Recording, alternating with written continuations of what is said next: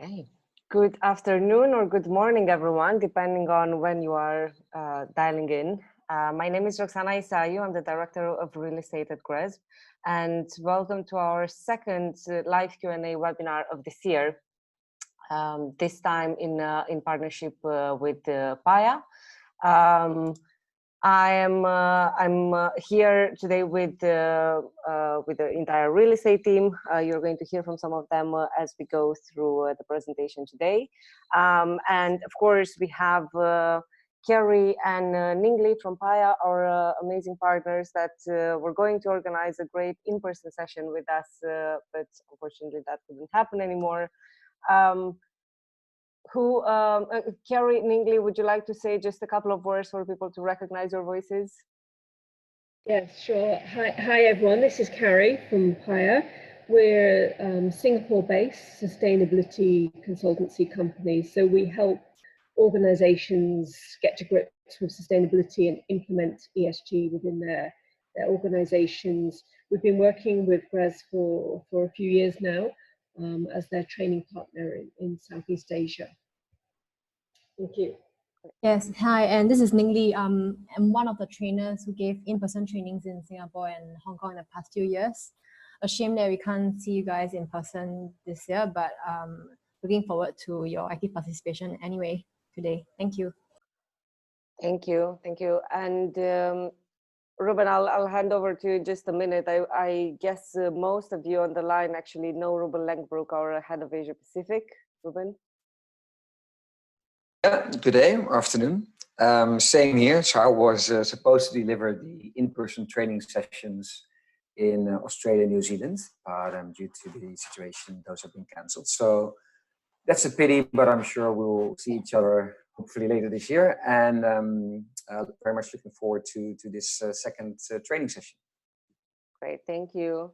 Then from Amsterdam, dialing in from Amsterdam, we have Charles, Kevin, Christina, Max, Victor, and Eric. I'm sure you'll get in touch with them throughout the reporting period. This is the team that will most likely answer the questions that you sent through the contact form to our help desk system. And everybody has been working safely from home for the past, I think it's now 5 weeks or something like that. I'm starting to lose track of time. But we're happy we can organize this with so many of you today.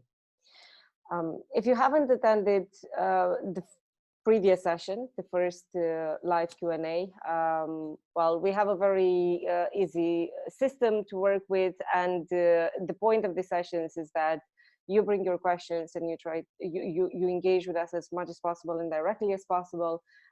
We are going to keep the presentation to the basics. These live Q&A sessions assume that you've either viewed the online training sessions at least once, that you or that you've logged into the portal yet, so you're not completely new to the assessment portal and to the requirements of the 2020 reporting period or the assessment.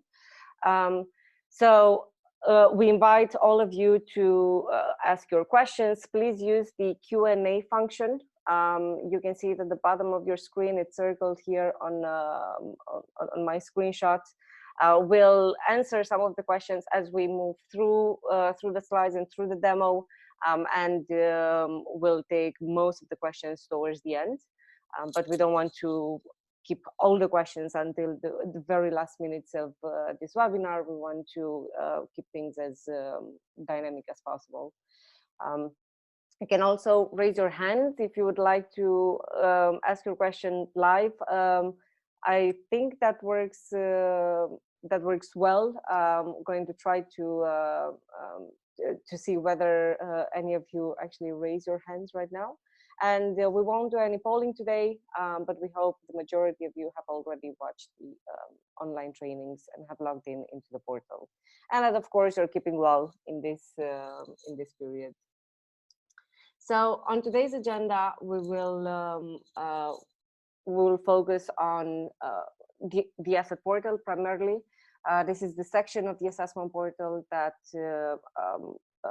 hosts the asset level data. and we're going to show you very specifically how you can download last year's data if you've participated in GRESB before, and you can use the data that's already in the system for you.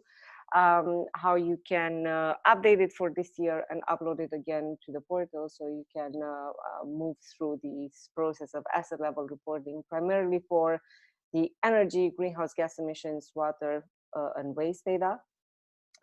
Of course, it's difficult to capture every single point of the asset spreadsheet and the asset portal into a 1-hour webinar, which is why we've prepared a lot of offline resources, and there's a lot of guidance that comes with the asset spreadsheet, with the asset portal, with the online tools, so that you have all the resources necessary to interpret the metrics and interpret the indicators that are asked of you to complete. Just a reminder on the timeline before we get started. As most of you will know, or I hope everyone knows now, due to the COVID situation, we decided to push the submission deadline back by a month. So that means that the deadline for submitting the assessment this year has been moved to August 1st.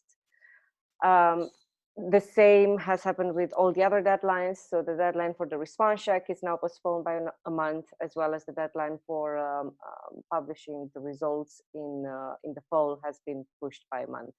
So the entire timeline stays in place. It's just that everything shifts by 1 month, and everything is updated on the website. We also have a special page that we update as new information emerges on COVID and our response to COVID. And so please let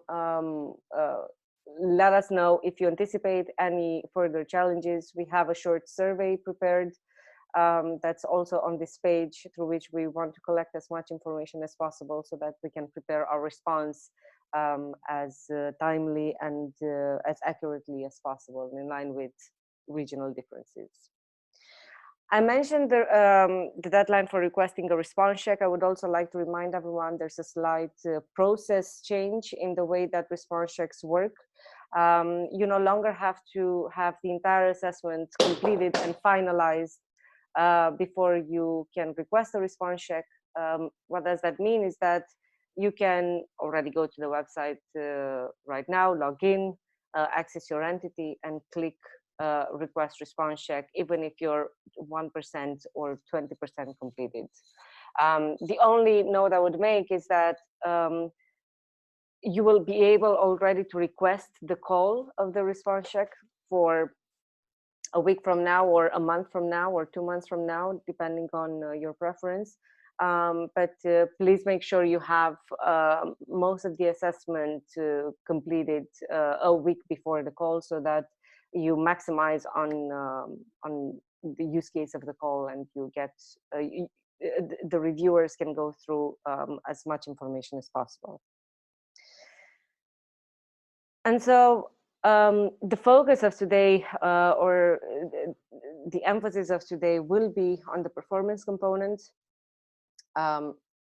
As again, I hope most of you on the line know already, the 2020 assessment introduces a new structure. It's a component structure that allows the completion and submission of separate components by management, focusing on strategy and leadership management, performance component focusing on the standing investments portfolio, and a combination of asset level reporting for the energy, greenhouse gas emissions, water, waste, building certification, and efficiency measures, and a selection of indicators reported at the portfolio level. So here we think of tenant engagement, community engagement indicators that we do not track at the asset level. And then separately, there's a development component that's specifically designed for and focused on design and construction, buildings, major renovations, so projects that are either in the phase of construction or undergoing major renovation. And the demo, or the main focus of today will be on the performance component, and namely the indicators that are reported at the asset level. One of the first things you'll have to do as you set up your entity and log in into the portal is indicate which of the components you'll submit. Don't worry, this is a selection that you can change anytime during the submission process. But just be aware that depending on the structure of your portfolio, so if you have only standing investments or only development projects or both, you need to complete the performance component, the performance and management component, the development and management component, or all three components in order to get your overall score and be included in the appropriate benchmarks. But of course, a lot more information on this is included in the online trainings, is in the reference guide, and in our online resources. And for now, I would like to hand over to Charles to start the asset portal demo. Thank you, Roxana. Please feel free to share your questions already. You don't have to wait until the end. Even if we can't pick them up as we go along, we prepare them. So don't wait until the appropriate time. Yes, Charles, we can hear you well. Awesome. So you should be able to share your screen just now. All right, let me do this. Start sharing.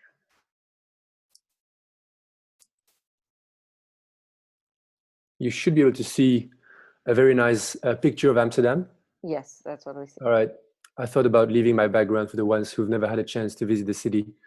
This is one of the most famous canals of Amsterdam. Please enjoy. Hi everyone on the line. This is Charles. So as Roxana mentioned, this portal demo will be divided into two main sections. On the first one will be the asset portal. The second one will be the assessment portal. And it is important to distinguish that these two sections actually represent two different environments of the GRESB portal, whereby the asset portal actually aims to deal with everything that relates to asset level data, whether it's the download or the upload of your spreadsheet, the validation rules of at the asset level, and outlier detection system. That's only happening in the asset portal. And information in the asset portal is not shared with investors unless explicit consent received from the participants. This remains at the complete discretion of the participants. So nothing that that appears in the asset portal is shared with investors. Now, the second step of this presentation will be looking at what's happening in the assessment portal, specifically after the aggregation of information coming from the asset portal. So essentially, when you're done with completing the asset portal at the asset level, you're going to aggregate everything at the portfolio level, and we're going to see together how it works. And what is displayed and what is exists in the assessment portal is used for submitting GRESB assessments, is used for benchmarking and scoring, is displayed on your benchmark reports, and is shared with investors. So just keep in mind that we're going to be looking at two different environments with two very different rules here. So Roxana mentioned already, we'll try to address your questions if the questions, cover the section that we're covering, but it doesn't mean that we're not going to address them after the presentation if they relate to something different. But anything that requires more clarification, please feel free to just log a Q&A through the platform. So you should be able to see my portal at the moment, right? The first thing that you're going to have to do, obviously, before even thinking about opening the asset portal of a company, is to start an assessment. Because you cannot aggregate anything from the asset portal to the assessment portal if you don't have an existing entity. So if you're an existing participant, you're simply going to have to start the assessment of an existing company, right? We're going to have to start the 2020 assessment of it. And if you're a first-year participant, you're going to have to create a new entity and fill in the mandatory information such as name and year of commencement and very general information about your company, about your entity, in order for you to keep working through the asset portal. So on my screen, you see I have two entities, A and B. And the reason why I created two entities is that instead of actually doing the same action as the ones you're going to have to do, let's say upload or download spreadsheets, that takes a bit of time sometimes. So I simulated, if you wish, two companies that are in the exact same state as if you hadn't done anything on it, or as if you had already uploaded your spreadsheets, so that we don't need to wait for the loading time together. So I've already started the assessment. That's why I'm already at 32% here. But in your case, if it's the first time, you're going to have to click Start Assessment already first. So let's have a look at what's happening in the asset portal first. And the first thing I'd like to show you is the Download in Excel tool. This tool is actually only available to participants who submitted their data at the asset level last year. So some of you may be first-year participants, so this tool will not apply. Some of you may have submitted an assessment in the past, but not at the asset level. This tool still doesn't apply because obviously we haven't received the breakdown. But for the ones who have actually submitted at the asset level last year, you're going to find this tool very, very useful. So I'm here on the assessment portal platform, and I'm going to go to Asset to access the asset portal. And the first thing you're going to see when you access your asset portal is the list of assets that you submitted last year, right? But you can see that there are some errors and some missing information. The property types are not there. And this is because obviously it hasn't been updated. And so the first thing that you're going to be able to do as a recurring participant that submitted at the asset level is to click here on Export Data to Excel. Okay. If I click here, essentially it's going to ask the portal to send me an Excel version. So to download the current year spreadsheet, but pre-filled in with my last year information. And I'm going to be notified by email when this is over. And I'll be able to download that spreadsheet. That spreadsheet will already have a lot of information, but mainly relating to last year. So what I'm going to show you here, I'm going back to my desktop, and I'm going to show you what that spreadsheet looks like. Okay, so this is the current year spreadsheet. Okay, but as you can see, if I navigate through the spreadsheet, I can see some information already pre-filled in. You will notice that the GRESB asset IDs are already there. And this is very important because it means that these assets, this row, which is an asset, exist already in the GRESB asset portal under that ID. Okay, so as you work along, as you work in this spreadsheet and as you start updating that spreadsheet with your current year information, you're going to have to keep that ID in there. You should not delete it, so that every time you upload your spreadsheet onto the portal recognizes that row as an existing asset and doesn't create a new one. If you were to by mistake deleting all these asset IDs and uploading your spreadsheet onto the asset portal, then the portal would create new assets and you would end up with duplicates. And obviously this is not what you want to do, because you're going to have to manually delete all these assets. So please make sure that you keep these IDs in there. If you have new assets this year, of course, then you simply add a new line with no asset ID. And if there is no asset ID, the process will assume it's a new asset and will create a new item in the portal. You will also notice that the property type is not there, and this is because in 2020, for the ones who haven't had the chance to read the reference guide yet, we have expanded the list of property types compared to last year. We used to have 20 property types. This year we have about a bit more than 40 property types. The whole list is available in Appendix 3A of the reference guide.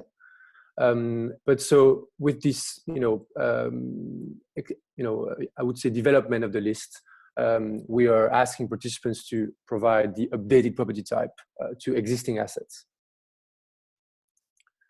And so if I go through the tabs, obviously I can just show you that some of the tabs have information related to last year only, okay? There's nothing for 2019.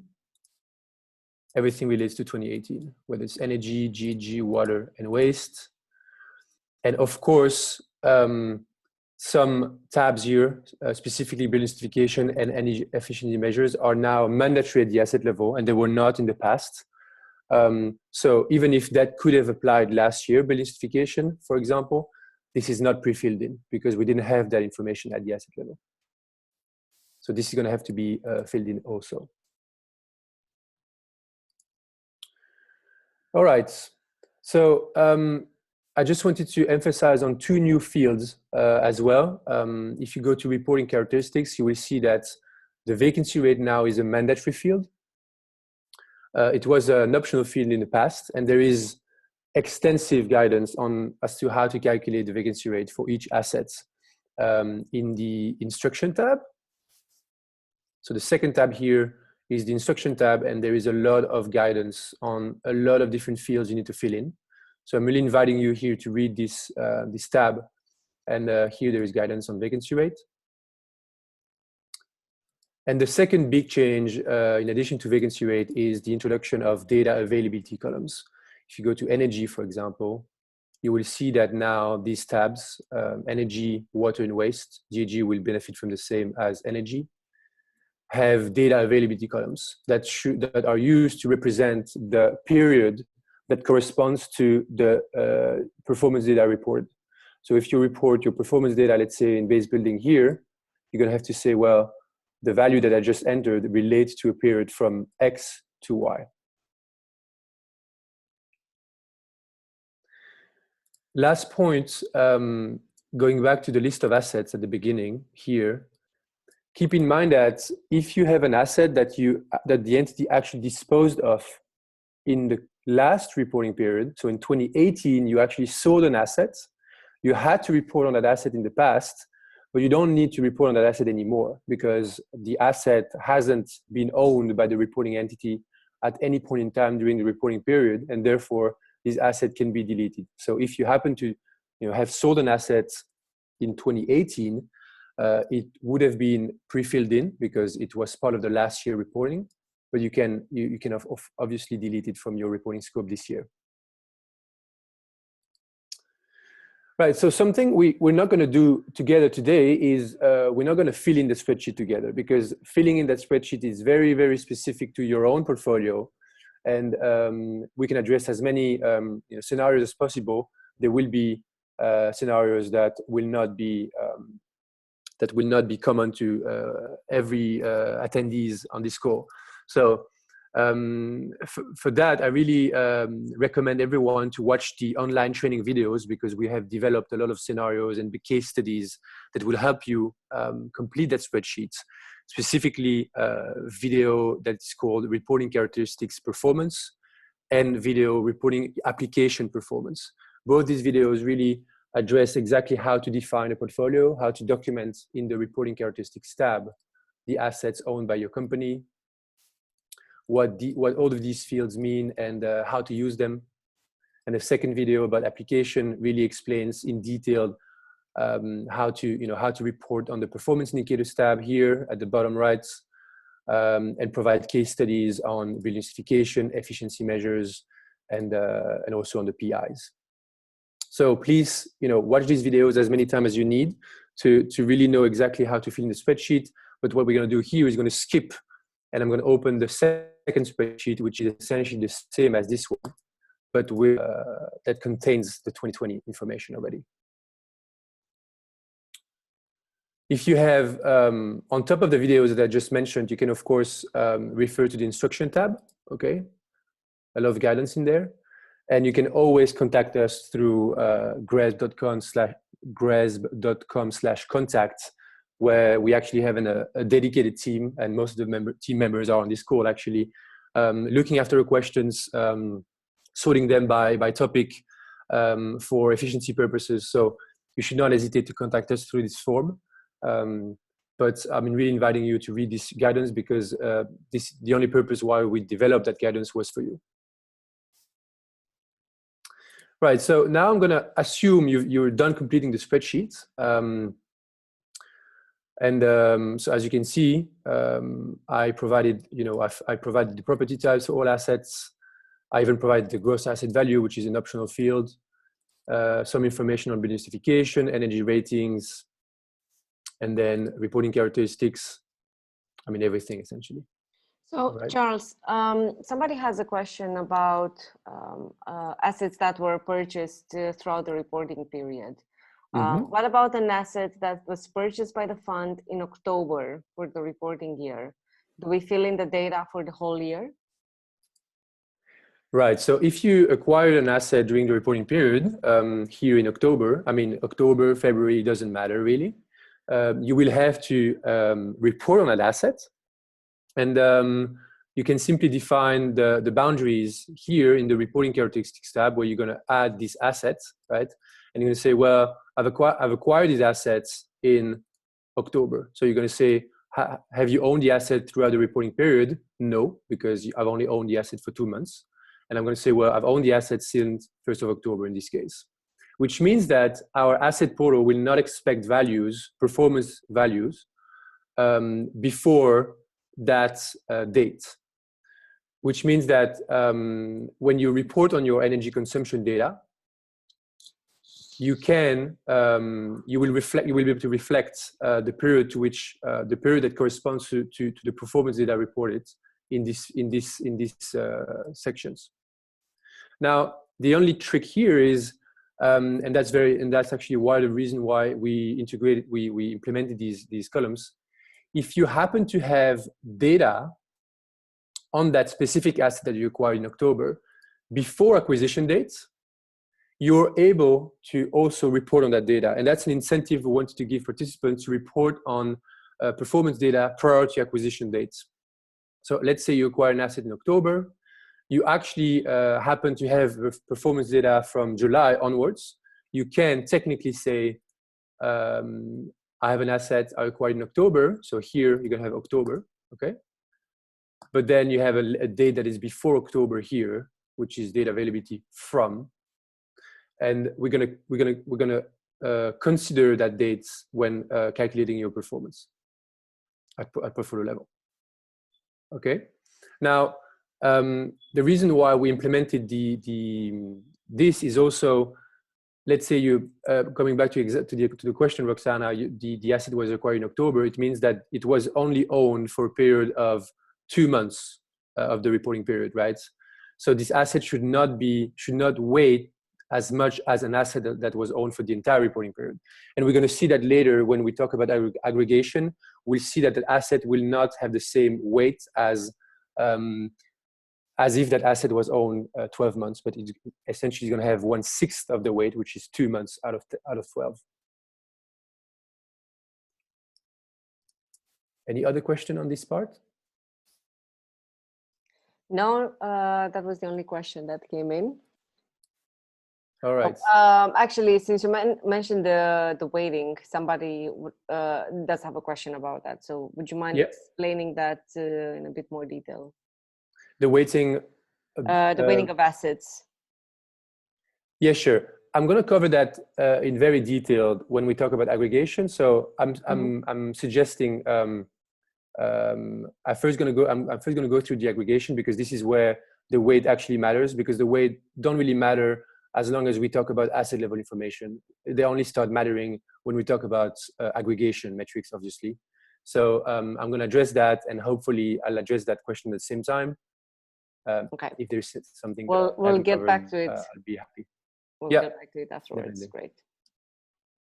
So I'm back on my assessment portal here, and I'm going to go into the assess test entity B, which is an entity where I would have uploaded my completed spreadsheet already. Okay. So that's what I have here. First, a quick comment, by the way, for the first year participants on the line. You may have noticed that the spreadsheets, I mean, you may wonder why GRESB actually asks participants to provide 2 years of performance data. while we only, GRESB is an annual cycle, and we should only be capturing, what relates to the reporting year. Well, the reason why we do so is that in addition to measuring and assessing the performance of the reporting period, we actually also look at the improvements over time. And to look at the improvements over time, we need a point of comparison. So to do that, that's why we're also asking for the prior year information, so that we can actually track, calculate improvements metrics, which are also scored, okay, respectively the like-for-like changes in this case, actually. Right, so after having uploaded my spreadsheet, my completed spreadsheet into the portal, this is the page that I see. So I see my assets, the same assets. I can see now my property types have been pulled through the asset portal, they've been recognized. I've got some countries, and I can see I've got some errors and outliers appearing on asset one. So you can see, as soon as you upload your spreadsheet, the portal runs a lot of different validation rules on your assets to make sure that you report correctly, and picks up these validation rules and flags errors in this column if there is any. Okay, outliers, I'm gonna come back to that in a bit. So if the errors, if assets have outstanding errors, you're not going to be able to aggregate at the portfolio level, because it means that one asset is not ready for submit. So you can only aggregate when all assets have a little green tick here, which means no errors across all assets. You can actually aggregate with outstanding outliers, because an outlier is not by definition wrong. An outlier is just an abnormal value. But we've put that in evidence here in the table so that you can review these outliers and make sure that the outliers are not linked to a potential reporting mistake. Okay, we're going to go into the details just now. So what's happening when I click on the first asset here, for example? Well, the first thing I see is that although I provided a very specific address, my PIN is actually in the middle of the C. This is not a problem. This is not an issue, and you're not required to do anything. The reason why it is the case is that the GRESB asset portal does not geolocate your assets live, but it does so at a later stage. If we were to geolocate all your assets live, as soon as you would upload your spreadsheet, it would take a lot of service capacity, and that could potentially clog the servers. So we do not geolocate your assets while you upload that, but only when you actually aggregate and when you confirm your assets with us. And then we can actually know where your asset is. And you can see that if I scroll through this page, well, I've got some mistakes here. I'm gonna address them now. But this page shows exactly the same as the sections in the spreadsheet for one asset.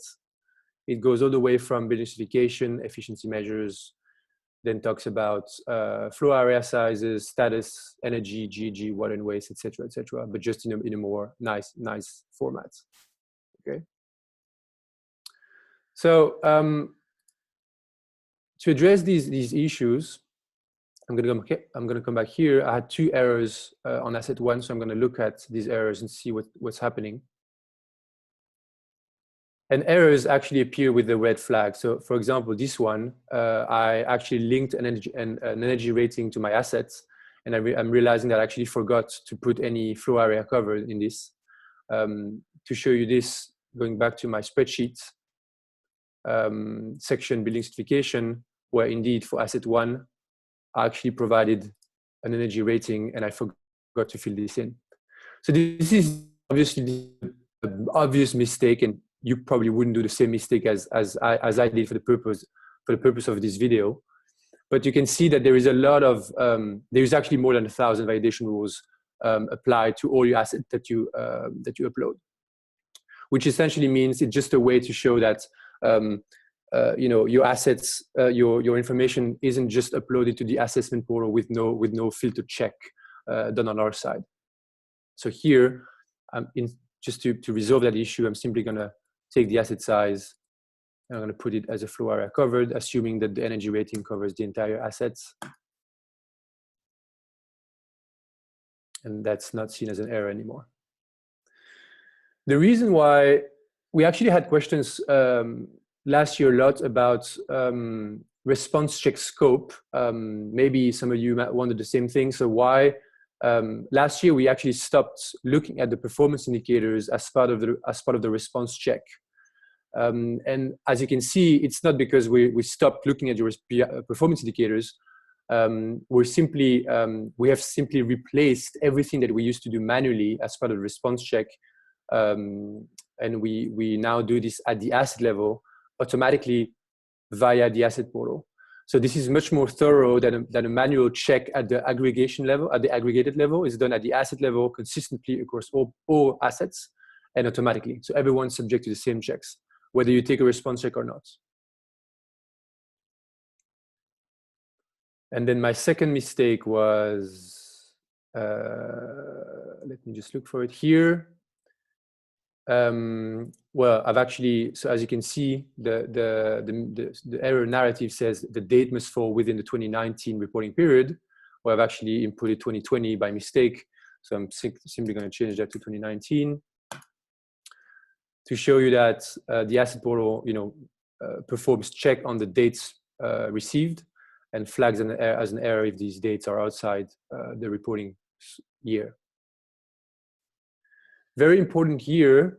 Here you can see that it was outside of the reporting scope because it was right after 2019. So it was flagged as an error. But if I had defined my entity at the very beginning when creating an entity as reporting as per fiscal year instead of calendar year. So my fiscal year starts from, let's say 1st of April to end of March. Technically, I should be able to input a date that is after 1st of Jan, right? Because after January is still my reporting year. So this is taken into consideration here.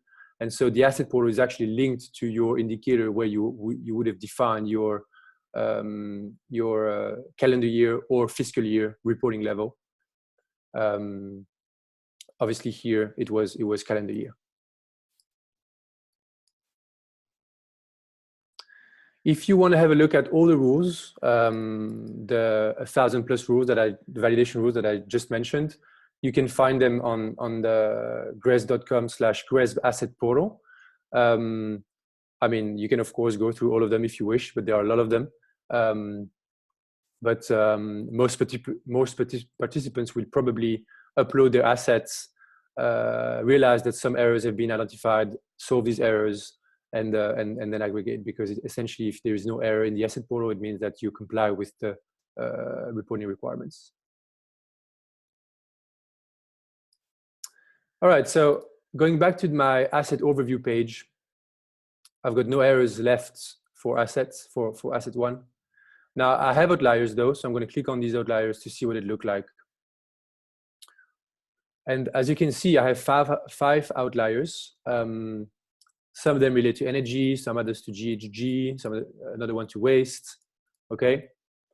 So just to quickly explain the outliers, there's two types of outliers. There is intensity outliers and like-for-like outliers. Okay. And for the intensity outliers, what we do is we normalize your intensity and we compare them against thresholds. When I say intensity, I mean consumption value or emission value, if it's GHG, divided by flow area. We normalize these intensity values using the vacancy rate of your assets. So if an asset was, let's say, 50% vacant, well, we cannot just take your intensity like it is. We would have essentially to multiply that value by 2 to make it comparable against threshold. So we're gonna normalize intensity values using vacancy rate and data availability to make sure that they represent a year, and we're going to compare them against static thresholds. Sorry. These thresholds can also be found online, GRESB.com/GRESB asset portal, if you wish to see the threshold intensities. And if these intensities exceed these thresholds, whether it's below the lower limit or above the upper limit, we're going to raise it as a potential wrong value, but it's not a wrong value. It's just an outlier. And we would like all participants to review these values to make sure that they represent, the truth, okay? The second outlier type is like for like. And for this one, we normalize your like-for-like changes. And when I say a change, it's simply the comparison between this year's value versus last year's value expressed in percent. And we compare these changes versus thresholds again. These thresholds range from 20 to 30%. But in this case, we do not use the data availability as a normalization factor, because we only look at assets for which that have 24 months of data. So 2 times 2 months. So the 2 years essentially.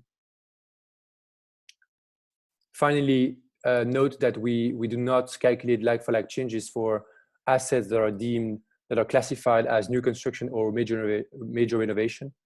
It's only standing investments, and for a constant data coverage. So if you go from a 20% data coverage to a 70% data coverage on the same assets, we're not going to be able to calculate the like-for-like on that asset, so that asset will not qualify for the like-for-like portfolio.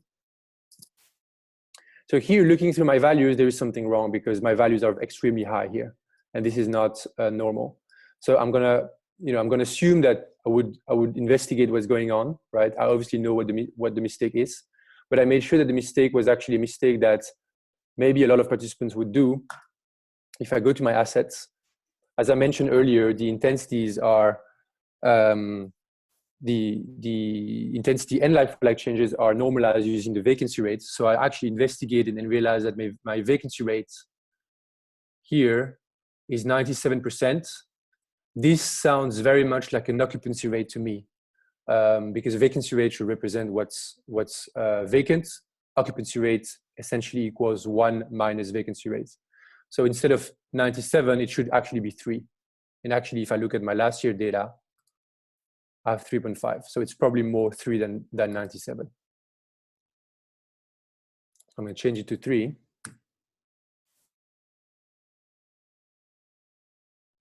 And then if I go back to the asset overview page, then my outliers are gone. Right. So when there's no errors left, no outliers left, I mean, you can leave outliers if you have reviewed them and you're happy with the figures. You can leave them in. You're going to be able to update your data to portfolio level, and this is done through this button. And on this page, essentially, you'll be able to aggregate to the portfolio level. And there's 2 ways to do this. You can either only aggregate your portfolio boundaries, so that only aggregates indicators R1.1, R1.2, and DR1.1, DR1.2.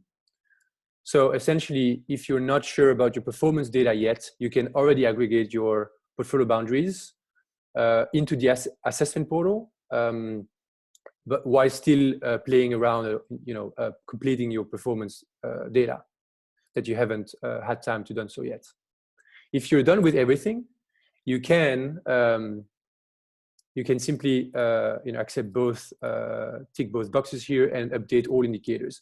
And this is gonna populate R1.1, R1.2, as well as DR1.1, DR1.2, which are portfolio boundaries indicators, as well as all the others. Everything essentially that is populated by the asset portal will be affected by the change. All right. So now let's have a look at what's happening in the assessment portal once you have aggregated your values. So I'm going to go to assessment portal here. I have to go back. Entity B. On it. Right. So I'm sure most of you on the line must have, navigated through the assessment portal already. We're 2 weeks into the completion period. Indicators R1.1, R1.2 are in the performance tab, reporting characteristics. They're here. And R1.2 here, the country splits. And same for DR1.1 in the development components, reporting characteristics, DR1.1 and 1.2. Now, I wanted to show you that actually I had an asset in my spreadsheet here that was defined as industrial manufacturing,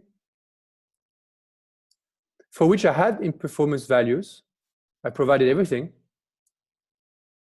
I have values for that asset. So hang on, I have values here, for example, GHG, right? So I have values. But if I go into the performance tables, let's say GHG, I can't see it. There is no asset that have the property type industrial manufacturing here. So you may wonder what's happening. I've provided values and I can't see my asset here. Well, the reason is because if you look at how that asset was defined, going back to the spreadsheet, reporting characteristics, here, you can see that that asset was actually classified as a new construction throughout both reporting periods, last year and this year, which excludes this asset from being aggregated for the performance indicators table. So even if you provide anything here in the performance tab for an asset that was initially classified as a new construction, this will be disregarded. So make sure that this actually reflects the actual state of your portfolio. And this is actually very much used to define what should be pulled through the aggregation tables or not. Okay. So in this case, there is no mistake because I don't want to see any value here relating to these assets. Because this asset is a new construction and GRESB doesn't capture performance data of development projects. But just keep that in mind that when you review your aggregation tables, you should review what kind of property types here are active and whether you're happy with them, all right? And so the last thing I'm gonna do here is simply go through the aggregation tables with you, specifically for energy, because these are the most complex one, I would say. And then I think we would have, going through everything. So I'm going to take the example of the high-rise office because it's one of the most complete one. This first table is actually the same as last year. We call it the pre-table that just defines your flow area sizes. So there's nothing really new this year compared to last. And this one either, by the way. So the big table here is exactly the same as last year. It's slightly different formats, but what it does is simply summing up for all the assets of that same property type. It's summing up your consumption values for last year, consumption values for this year, and then the associated flow area covered and maximum flow area. All right. So again, this is nothing new than last year. Now, what is new is this small table here underneath that actually displays things like area time. You may be a bit lost here at first, but let's go through each column one by one. So the first thing you can see is that the table is split into landlord controlled and tenant controlled. And this is because the metrics in that table are actually used for benchmarking purposes. And we benchmark landlord controlled areas separately from tenant controlled areas. So we calculate these metrics separately from each other. The first one is area data coverage. Area data coverage actually is the metric that can reconcile to this table above, which is simply the division of flow area by maximum flow area. So if I take the example of, let's say, tenant controlled for the asset here, I go to tenant controlled here, right? All the rest is landlord control, so I'm only looking at tenant controlled. I can see that in this column, this is my flow area covered, and this is my maximum flow area. I have 40,000 in each column, so one divided by the other is 100. This is 100%, okay? So essentially just shows the flow area for which you collected data divided by the entire flow area for which you could have collected data. In this case, 100% data coverage means you have data for the entire flow area.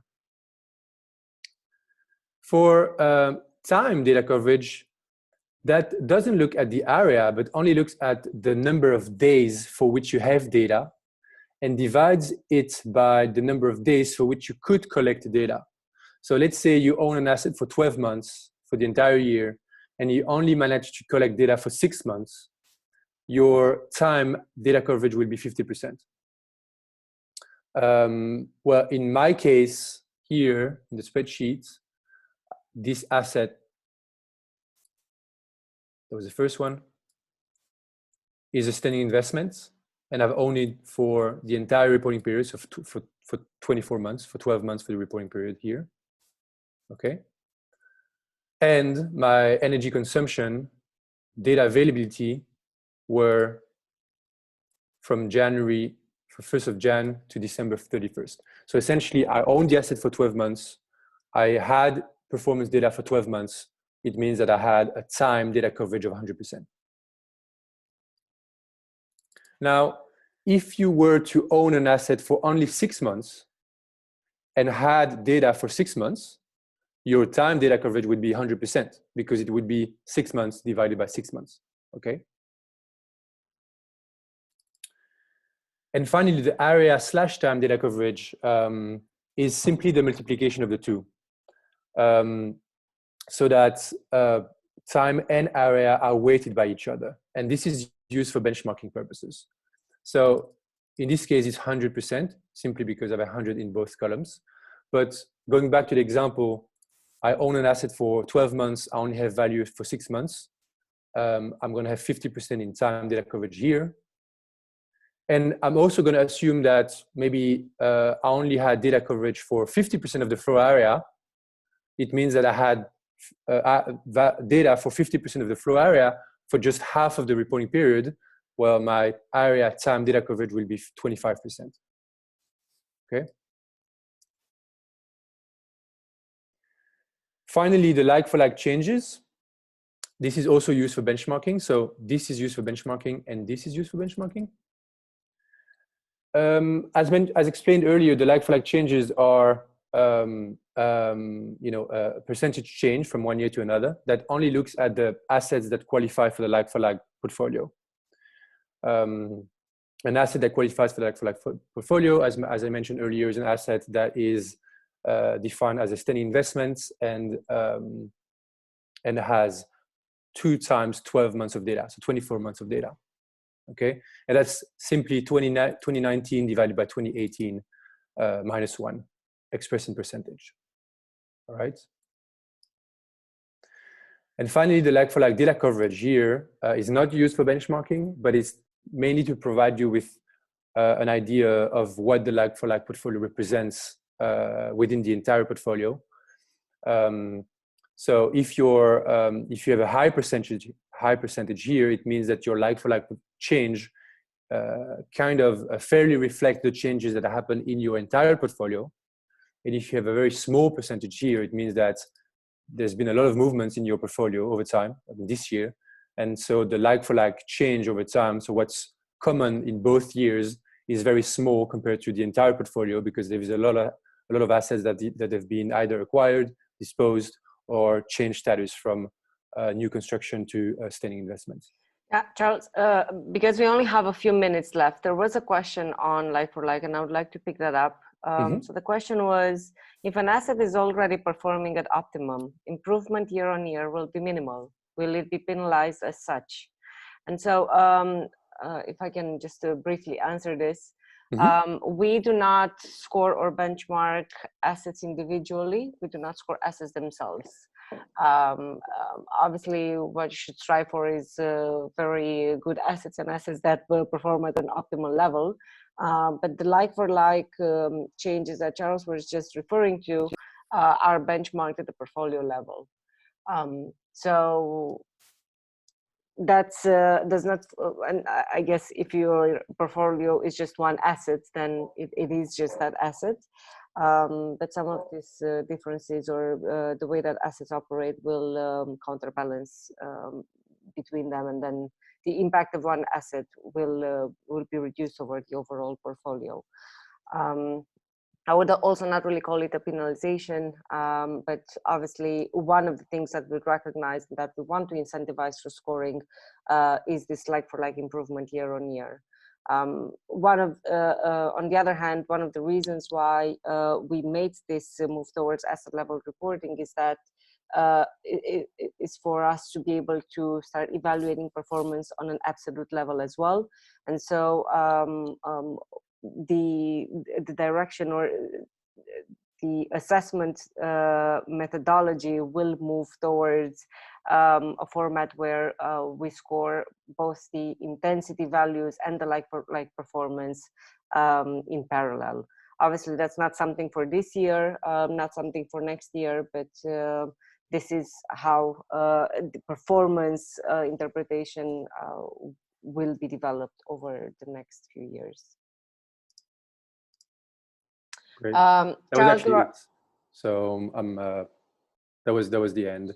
Right. Well, there are a couple of more questions. questions, and we only have 2 minutes left, so I think we should answer them.